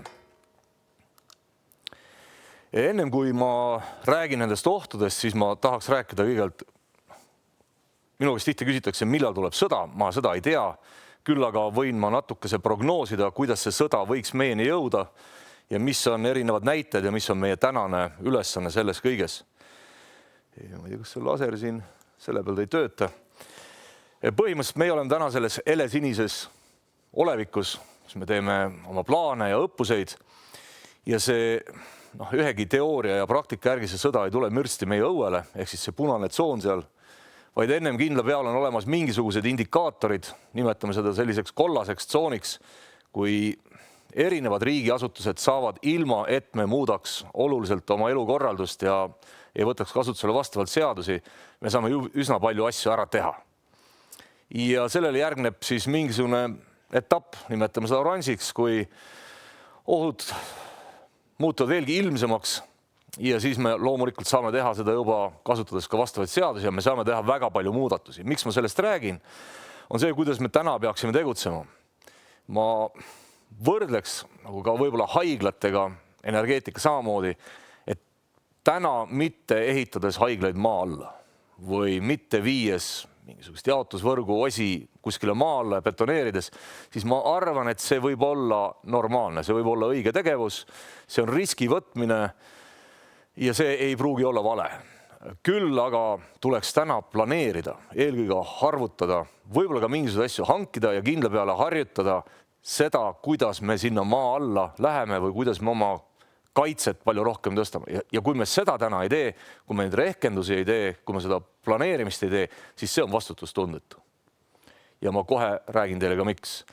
Ja tõenäoliselt, kui need indikaatorid meile paistavad, siis ma julgen öelda, see sõltub muidugi otsustest ja kui kiiresti keegi otsustab, Ukrainas kuni täiemahulise sõja puhkemiseni oli aega asjadeks umbes 2 kuud. Jaanuar, veebruar 22 ukrainlased tegid ka väga palju asju. Isegi kui see meile ei paista, nad ehk riiklikult ei teinud ja ametlikult ja avalikult, sest hoitakse ära väga palju halbu asju, paanikast kuni majanduslanguseni välja. Aga institutsioonid tegelikult tegid väga palju ja see aitas neid hästi, kuigi täna nad ütlevad, et mitte piisavalt. Nüüd, kui ma korraks räägin veel sellest ohust, et kui tõenäoline on selle realiseerumine, siis minu jaoks on, siin all on üks punaselt tehtud valem, nii öelda, et kuni Ukrainas käib aktiivne sõjategevus, siis meil on aega arvutamisteks ja valmistumisteks ja harjutamisteks, siis tõenäoliselt Venemaa midagi meie suunal ei tee.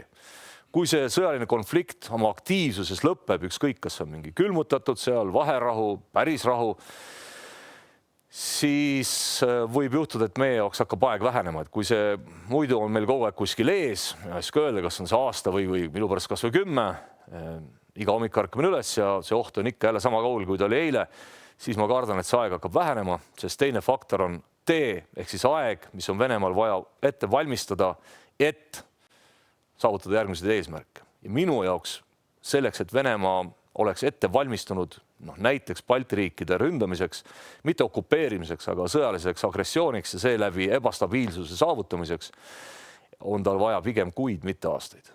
Kujutage ise ette, kui Venemaa ei kuluta igapäevaselt neid ressursse, mida ta täna kulutab ja ta kogub neid näiteks 6 kuud, siis mis kõik on tema võimekus mõne kuu jooksul.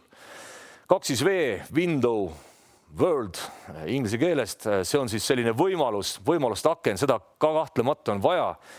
Ja ma tunnen, et selline riikide vahelised suhted, eelkõige me räägime täna ka Ameerikast, need hakkavad seda akent ka väga palju kujundama. Mitte et Ameerika kuidagimoodi meist täielikult ära pöörduks.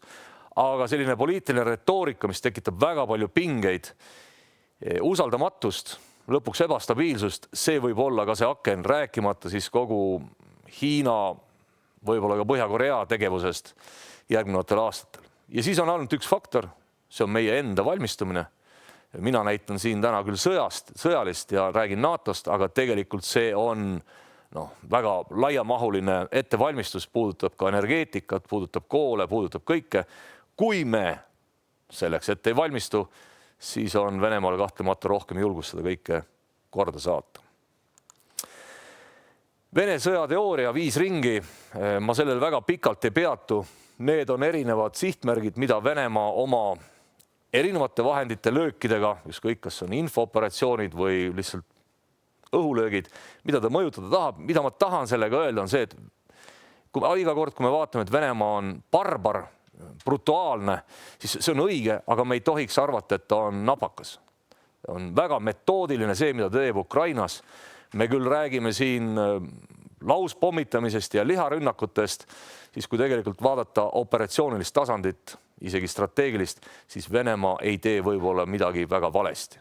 See on väga süsteemne lähenemine. Mida on ta teinud Ukrainas 4 aasta jooksul, aga eriti viimasel 2 aastal on energiataristu ja Ukrainas energiat või energeetikat rünnates on ta keskendunud peamiselt jaotusvõrgule, eelkõige 330 kilovolti, aga tegelikult täna juba ka väiksematele.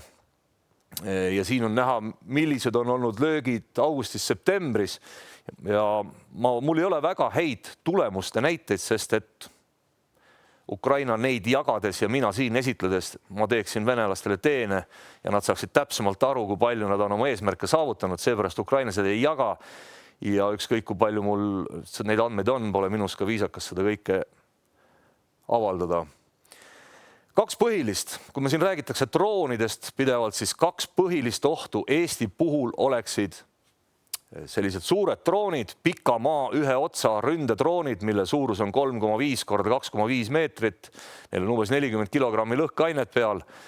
Ja selliseid, kui te vaatate augustis 4000, novembris 5000, sõda algas 10 päevas. Ja tänaseks tema tootmisvõimekus on jõudnud nii kaugele, et 180 tükki päevas saata Ukraina poole iga jumala päev ei ole probleem. Ja teine, mis on suur oht, on lennukipommid, nii-öelda liugpommid. Ka nende arv on olnud üsna stabiilselt seal üle 100 viimased kuud. Vanasti oli ta lihtsalt loll selline pomm, nüüd on neile tiivad külge pandud. Nende lennukaugus on seal kuskil 50-60 kilomeetrit ja ma pärast Eesti puhul tulen selle juurde tagasi. Nii et kui me räägime ballistilistest ja muudest rakettidest, siis te näete, mis on tegelikud mahud ja tegelikud ohud ja just nimelt ka Eesti jaoks, sest distantsid selleks väga hästi sobivad. Siin on üks näide novembrikuu Ukraina õhuväe, kordan õhuväe õhutõrjest, millised on olnud nende sihtmärgid ja oluline on siin just nimelt vaadata seda jaotust, et kui me võtame arvesse ka kõik väikesed droonid, see, mida meile YouTube'is tihtipeale näidatakse, mille osakaal on väga suur, siis need samad Gerannid või Shahedid moodustavad 30%.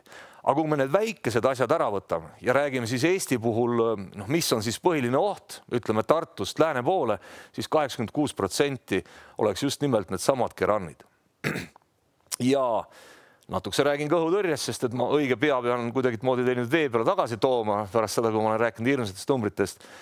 Põhiliselt neid tõrjutakse A-to-A, tähendab air-to-air ehk siis õhust, lennukitelt, helikopteritelt, kohati lausa, ma julgen öelda, esimese maailmasõja tasemel ja enamus võetaksegi ära õhust, aga ka maapealsete kuulipilde ja raketi kahurite meeskondadega ja aina kasvab ka püüdurdroonide osakaal. Nii et kui te me arvame, mida Eesti hangib, ma pärast jõuan selle juurde, siis Eestil täna on juba väga palju vahendeid sellega mingil moel hakkama saamiseks. Natuke statistikat, kui sõja alguses, tegelikult juba alguses saati umbes 80% kõigest sellest, mis lendab nende pihta, räägime just nimelt nendest suurtest droonidest, Ukraina on alla lasknud. 25. aastal see on jätkunud, aga osakaalud on muutunud. Nagu ma ütlesin, peamiselt võetakse nad alla õhus lendavate vahendite poolt, 30% umbes kahurid, sealhulgas Gepard või ZU-23-2, mis on meil ka olemas, ja 10% jääb sellistele rakettidele ja püüdurdroonidele. Elektroonilise sõja statistikat mul ei ole ja ka Ukrainas ei saa hästi seda statistikat, kus ma ütlen, paika. Ta mõjutab vahetevahel ainult 10 meetrit tabamispunkti, vahest 10 meetreid, aga täpselt ei ole teada. Ühesõnaga selle peale lootma ei saa kuidagi jääda. Hõbekuuli ei ole ja on veel üks väga oluline asi.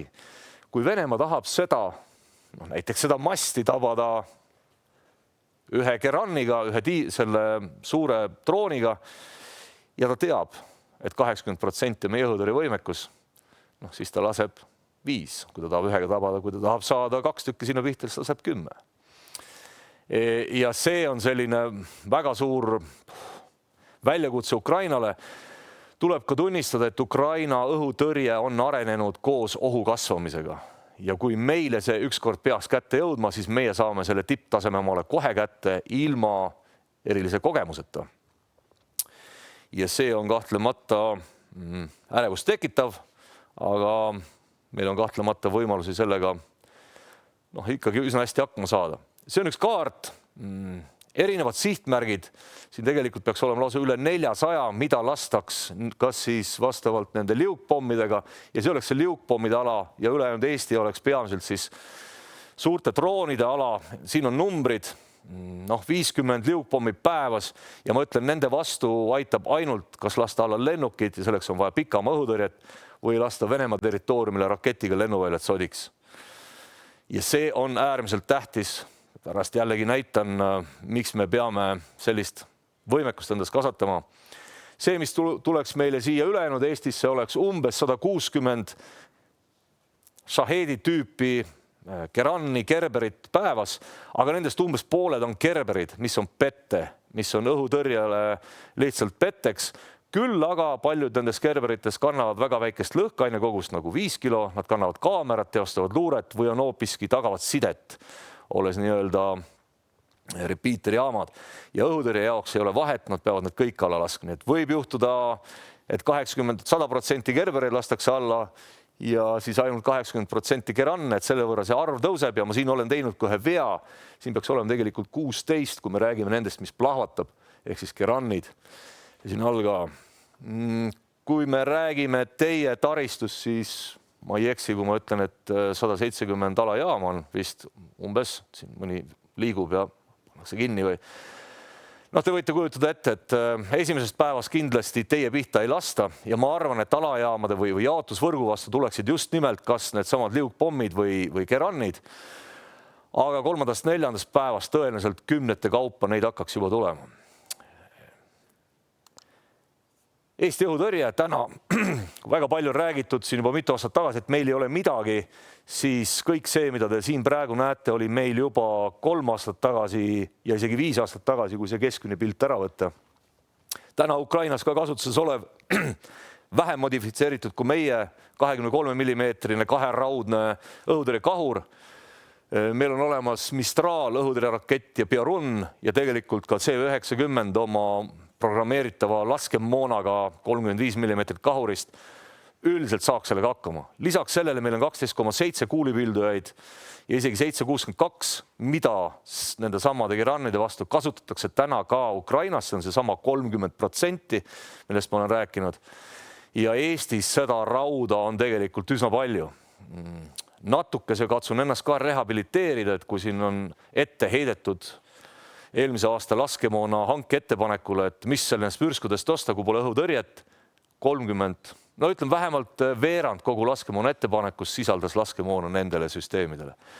Ja loomulikult on mul olemas liitlased lennukitega, mis Ukraina puhul siis lausa 60% kõigest sellest ohust alla võtavad. Ukraina õppetunnid, ja vot see on nüüd teie osa, et kui see eelnev, isegi mina sellega enam ei tegele, sest et see on ikkagi kaitsevägi ja mina olen ainult reservväelane, siis Ukraina õppetunnid räägitagu, kui palju tahes vastupidist passiivne kaitse toimib. Kindlustamine betooni liivakottide Heskod, need on siis sellised suured korvid traatvõrgust, present sees ja topitakse liiva täis või ükskõik millist pinnast.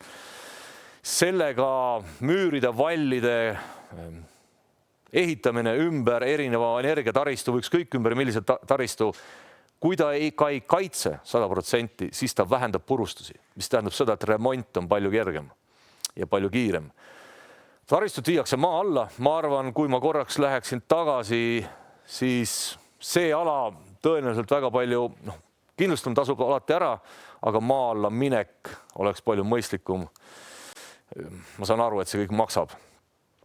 Kasutatakse ka elektroonilise sõja vahendeid taristu lähedal, kasutatakse õhutõrjevahendeid taristu lähedal, aga te peate ka aru saama, et kui mingisugune asi tuleb 200 kilomeetrit tunnis ja tuleb 60-kraadise nurga all ja ta saab pihta millegiga, seal üleval ei plahvata, siis ta üldiselt jõuab oma sihtmärgi väga lähedusse igal juhul. Seepärast see õhutõrje peab olema üldiselt hoopiski kaugem ja sealhulgas elektroonilise sõja vahendid. Kindlasti on vaja alternatiivseid ühendusi ja kindlasti on vaja remondi ja taastamise valmidust Ukrainas. Ukrenergo esindaja on mulle öelnud, et põhimõtteliselt varuosi peab olema 2 korda igal pool. Kas neil see ka on, ma ei tea, aga nendel on sõda üks elamise vorme ja veel kord Hersoni elanikud pärast tunniajast elektrikatkestust hakkavad protesteerima. Kuidagit moodi nad sellega kõigega hakkama saavad. Siin on üks näide. See on Hersoni piirkonnast alajaam, kuidas on seda betoneeritud või kuidas on seda, see siin muuseas on pihta saanud. Näha on katkised liivakotid suured, võrgud tõmmatakse peale, võib küll arvata, et mis selle 700 kilosele raketile see võrk aitab küll. Ta võib juhtuda seda jällegi ainult 5 meetrit või 10 meetrit mööda pärast seal kokkupuutel või plahvatab seal üleval. Remont on lihtsam. Novembri algusest, oktoobrikuust on üks näide Põhja-Ukrainas, kuidas veelgi paremini betoneeritud alajaama rünnati mitme päeva jooksul 10 kui mitte 100 gerannidega. Väga tõsine lahing ööpäeva ringselt, õhutõrjad muudkui tõrjusid ja gerannid tulid juurde. Ja selle lõpptulemus oli see, et see betoon sarkofaag oli üsna sodi, trafod olid terved. Muuseas, Ukrainas ma tean vähemalt 5, oli suvel 5 alajaama on betoneeritud sarkofaagi sisse tegelikult Eesti ettevõtte tütarfirma poolt seal. Nii et kui huvitab, siis ma arvan, Nordecon vähemalt oskab öelda, kuidas see betoneerimine seal käib. Ja peaaegu lõpuks meil räägitakse droonimüüriks, ma lihtsalt kasutades võimalust. Keegi arvab, et see on riigipiir ja kõik droonid on nad väikesed või suured, hävitatakse siin, siis nad ei saa asjadest päris täpselt aru. Droonimüür tegelikult algab just nimelt nende samade objektide kaitsmisest, need pildid, mida ma ennem näitasin. See läheb edasi number 2, siin on hulgaliselt erinevaid sensoreid ja radareid, mis peavad tuvastama selle ohu ja täna Eesti riik teeb väga pikki samme, võttes eeskujuks ka Ukraina, kaitsevägi, PPA toimetavad väga jõudsalt. Kolmandaks olukorra teadlikkus ja see on hästi kummaline asi, kus meil on kultuuriliselt, protseduuriliselt vaja teha muudatusi, sest et kõik see õhuohtude pilt on salajane ja ma ometigi ei saa ju usaldada kellelegi Eesti Energiast, koolimajast või omavalitsusest seda informatsiooni või kui siis ainult natukese. Tehniliselt mingit probleemi ei ole. Meil on natukese kultuuri küsimus, aga ka see paraneb. Meil siin õppusi viiakse kogu aeg läbi ja inimesed saavad paremini aru. Siis need samad õhutõrje ja kui veel korra ma rõhutan, et ükskõik mida meile räägite, et keskmaa õhutõrje on hõbekuul, siis vaadake neid slaide. Keskmaa õhutõrjel Ukraina õhutõrje osas on täna kaduväike osa. Mitte, et seda vaja ei oleks, on küll vaja. Aga täna väga paljud tööd teevad ära need kummalised noolekesed, mida ma siia panin. Ma ei taha teha lihtsalt pilte siia. Ma olen ikkagi reservis sõjaväelane, ma pean kasutama tingmärke. Ja lõpuks, mis on hästi oluline, kui see on riigipiir ja see on mingisugune lennuväli, kus meie pihta tullakse, see on mingisugune ladu, kus neid hoitakse ja see seal on tootmisvõimekus, siis tegelikult me peame sinna jõudma. Me ei suuda ennast kaitsta püüdes kogu aeg neid nooli. Lihtsalt välja öeldes, me peame tapma vibumehe. Ja see on üks põhjus, miks see kaugem pikamaa moona hankimine on käinud siin juba mõned aastad ja miks see nii tähtis on. See on ka natuke see jutt, mida räägib täna Kaitseväe juhataja, öeldes me peame sõja viima kohe vastase territooriumile, puudutabki tegelikult täpselt seda, mitte tingimata saabastega minna üle piiri, aga lasta ära kaugelt need, mis meid kaugelt lasevad.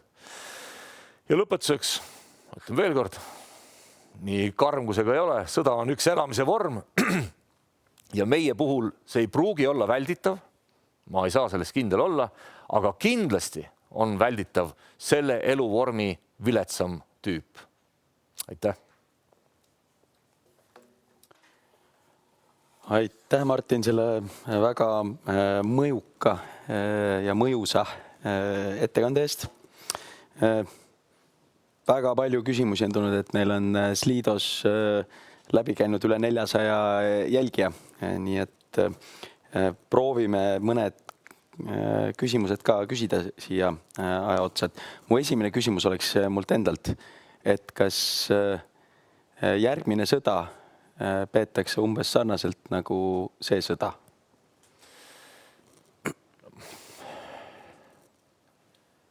Mul on palutud ka seda tänast sõda kirjeldada, kas see on uut moodi sõda. Ei ole, see ei ole uut moodi sõda. Sõjapidamise põhimõtted, alustõed, kõik kehtivad. See on lihtsalt üle valatud mehitamata süsteemidega, mis erinevaid lahingufunktsioone täiendavad. Aga tänased sõjakooli tarkused või sõduri tarkused kõik kehtivad. Nüüd, kui öeldakse, et kindralid valmistuvad eelmiseks sõjaks, kujutage nüüd ette, et kui kindralid valmistuks järgmiseks sõjaks, aga agressor kasutaks ikka eelmise sõja meetodeid, siis me oleks ju läbi kukkunud. Ma arvan küll, et oma geneetikas järgmine sõda sarnaneb väga palju. Geneetika on jällegi selline trikki asi, sest et ka hiire inimese erinevus on vist ainult 1,4% geneetiliselt. Aga need on väga sarnased asjad, jah. Kui oluline on energia infrastruktuuri korrashoid riigi julgeolekule? Kahtlemata on tähtis, sest et ühel hetkel kõik meie süsteemid töötavad ikkagi lihtsalt öeldes elektri pealt. Olgu see side, jälgimine ja kõik muu. Et selles suhtes mina kindla peale, et ma ei tea, kui palju lastaks meie suuri elektrijaamu puruks, aga näiteks tootmist meil peaks olema omal Eestis hajutatult hästi palju. Ja see võrk tänu sellele peaks siis ka võimaldama seda voolu ka tarbida. Et see kindla peal on tähtis. Ukrainas me näeme generaatoreid iga nurga peal. Nad on seda elektritootmist omakorda hajutanud, aga Ukrainas on ka päikesepaneelide parke, on tuulikuid, on kõike, nii et nad täpselt samamoodi üritavad seda energia tootmist ja jaotust hajutada. Kohe selle pealt on järgmine hea küsimus, sul oli hea sissejuhatus, et kas uus gaasijaam idapiiri lähedale on okei mõte või peaks siiski puhvrit arvestama? Mis oleks sobilik puhver? Me ei saa kõike kuidagi moodi Saaremaale ja Hiiumaale ehitada ka omale. Sest ühes küljest ta ulatab mingite vahenditega ka sinna. Loomulikult, nagu ma näitasin, 60 kilomeetrit riigipiirist on väga odavate vahenditega võimalik sinna ulatada. Aga ma veel korra ütlen, minu käest on küsitud, kas tuumajaam kuskil Kundas on piisavalt turvaline ja kas mingi relvatööstus Jõhvis näiteks. Ma arvan, et Eestis suures osas ei ole vahet. Kui see täna meil on majanduslikult mõistlik, kui see toob meile tulu, siis tuleb asju teha eelkõige. Ja kui see ja mõelda, kuidas me siis sõjaolukorras ka hakkama saame, aga gaasijaam või ükskõik mis asi Haapsalus kuskil ei ole väga palju paremini kaitstud. Mis võiksid olla sellised indikaatorid, mille puhul oleks mõistlik alustada taristu passiivset kaitsmist liivakottide, betooni, barjääride ja muu sarnasega? Ma arvan, täna kõigelt tuleks välja arvutada kohe, kui palju seda on vaja ja kui palju see aega võtab. Ja kõik see, mida me oma parima otsustusvõime juures 2 kuu jooksul teha ei suuda, tuleks täna ära teha. Et see on selline tagurpidi arvutus. See, mida 2 kuu jooksul teha ei suuda, ostke see täna valmis või ehitage see täna valmis. Siis me tõenäoliselt jõuame õigeks ajaks. Kas on midagi, mida iga üks meist võiks teha või jälgida pärast tänast konverentsi kuulamist, et olla abiks Eesti riigile julgeoleku kontekstis? No 2 asja. Esiteks seesama rehkendus. Igas eluvaldkonnas oled sa haridustöötaja või meditsiinitöötaja, energia, ükskõik mis muu. Mõtle, kuidas siis elu hakkaks käima siis, kui meil on sõjaline agressioon. Teine, mis on niisama tähtis, on jätkata oma tänast tegevust. Sest see on Venemaa üks eesmärk, suruda meid oma tegevustest välja, paanikasse, minna ära elama Hispaaniasse, mitte investeerida ükskõik kas oma kodusse või majandusse. See on nende eesmärk täpselt samamoodi. Lükata meid meie eluviisi juurest eemale, seda kindlasti teha ei tohi. Meie elulaad, meie väärtused peavad jätkuma, sõltumata sellest, kui kuri see naaber on. Ja kui me teeme kõik rehkendused ja me teeme neid investeeringuid, mida me täna väga laiapindses riigikaitses teeme, siis on ikkagi võimalus, mitte kindla peale, aga on võimalus, et ta loobub sellest. Aga kui ta siis ka tuleb, sõda on üks eluvorme, küll me siis talle näitame, et ta ebaõnnestub. Milline on oht, et droonid tõusevad lendu Eesti pinnalt näiteks optiliste kaablitega? No seda nad võivad teha kas optilistega või mitte optilistega. Ukrainlased on väga hästi demonstreerinud ämbliku võrku, aga tegelikult juba Trooja hobune vist oli see, kus neid trikke tehti. On küll võimalik, aga veel korra, nii kohutav, kui need väikesed droonid ka ei paista, see ei ole see, mis meid murrab. Hersoonis, ma olen Hersoniga rohkem kursis, lastakse neid väikeseid droone, mis meile YouTube'is kuskilt paistavad, sellised äärmiselt ohtlikud, neid lastakse üle 80% alla. Püütakse kinni võrkudega ja kõik muu.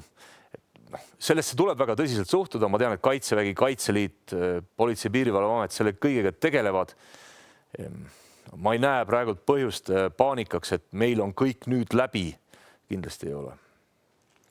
Kas Venemaal võiks olla pigem soov meie taristu jätta terveks ja seda hiljem kasutada või on soov purustada? No siin ma kasutaks korraks vene keelt, et Rossija omni ponjati.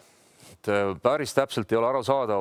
Ukrainas teatud põhjustel tuumajaama niikuinii, aga ka teisi elektrijaamu nad on üldjuhul säästnud, küll aga mitte jaotusvõrku. Ja kui me vaatame mingist muust taristust, siis mulle tundub, et neil on täiesti ükskõik, mida nad lasevad. Nad midagi ei taha endale jätta. Nende jaoks on mingisugune tükk maad, maavarad, ebastabiilsuse loomine. Need on hoopiski eesmärgid. Mainiti, et taristu võiks viia maa alla. Kas taristu maa alla viimine ei tekita julgeolekuliselt teistsugust ohtu, et seda parandada on keeruline? Seda peate teadma teie energeetikud. Minul on siin lihtsalt hõlbus öelda, minge maa alla ja muidugi maa-alune igasugune tegevus on natuke see kallim või palju kallim ja hooldamise mõttes ka. Jah. Aga tuleb mõelda, et kas te parandate neid võrke iga jumalapäev, mida lastakse õhust puruks või palju harvem. Et need ongi need kalkulatsioonid, mida tuleb teha. Kui tõenäoline, et maa alt saadakse asjad kätte? Maa alt on väga raske kätte saada, eriti kui mina seda seal ümberringi valvan.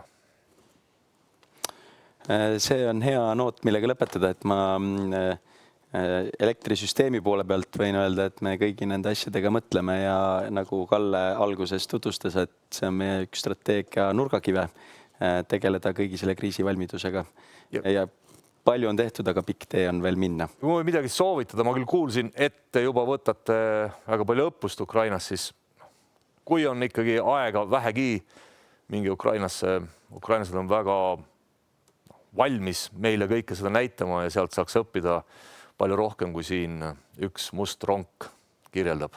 Ma võin juba kinnitada, et süsteemihaldurite vahel koostöö toimib väga tugevalt ja meie inimesed on tegelikult juba Ukrainas ka käinud ja sealt õppinud ja ka Ukrainale mõningaid õppetunde viinud ja nemad meile, et selline süsteemihaldurite vaheline katusorganisatsiooni kaudu käiv koostöö on väga tihe tõus. Et Ukraina oli ka blackout'is mingi hetk siin ja teda aidati tagasi välja tegelikult Kesk-Euroopa poolt. Nii et see Ukraina aitamine on kõigi südamesi. Aga aitäh sulle! Aitäh! Ja siinkohal ongi meie esinejate tekstid läbi. Head konverentsi vaatajad, aitäh teile kõigile küsimuste eest. Nii nagu ma mainisin, oli vahepeal Sliidos juba üle 400 küsimuste vaataja ja kirjutaja. Kõigile me kindlasti siin vastuseid ei saanud ja ei jõudnud ka kõiki küsida, et mis võimalik, me proovime vastata ka Eleringi kodulehel hiljem. Tänane konverents on selgelt näidanud, et varustuskindlus on väga mitmekihiline teema, et see ei ole lihtsalt tootmisvõimsuste olemasolu ja elektrikaablite jooksmine, vaid ta on väga selgelt nii tehniline, strateegiline kui julgeoleku küsimus ja ka majanduse küsimus, ehk et need aspektid kõik hinnast kuni selleni, et taristu on meil püsti, tuled põlevad ja kodud on soojad igasugustes olukordades, on selgelt varustuskindluse vaatekomponent. Soovin tänada kõiki esinejaid sisukate ettekannete eest ning kõiki vaatajaid küsimuste ja kaasamõtlemise eest. Ja soovingi teile sellega ilusat päeva jätku. Aitäh!